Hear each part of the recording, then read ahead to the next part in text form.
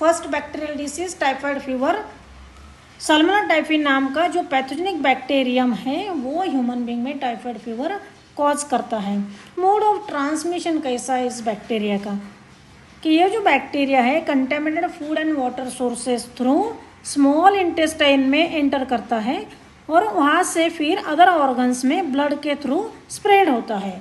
Symptoms क्या है typhoid के? तो first symptom sustained high fever के पेशेंट में कंटिन्यू हाई फीवर होता है और बॉडी का टेम्परेचर जो है 39 degree Celsius to 40 degree Celsius होता है। अदर कॉमन सिम्टम्स क्या है? वीकनेस होता है पेशेंट में, स्टमक पेन है, constipation, headache and loss of appetite कि पेशेंट को भूख नहीं लगती। ये सब सिम्टम्स टाइफाइड पेशेंट में हमें दिखाई देते हैं। तो सीवियर केसेस में क्या होता है? इंटेस्टिनल परफोरेशन होता है, यानी इंटेस्टाइन को छेद होता है और उसकी वजह से इन्फेक्शन बहुत स्प्रेड होता है और ऐसे कंडीशन में पेशेंट की डेथ भी हो सकती है।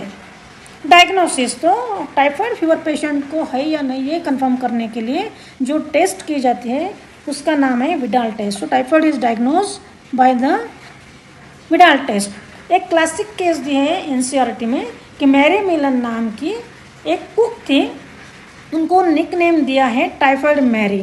तो इन्होंने क्या किया कि ये फूड हैंडलिंग करती थी और उनके इंटेस्टाइन में टाइफाइड के जर्म्स थे, यानी वो टाइफाइड की कैरियर थी और फूड हैंडलिंग के थ्रू उन्होंने बहुत सारे सालों तक अदर हेल्दी पर्सन्स में टाइफाइड स्प्रेड किया।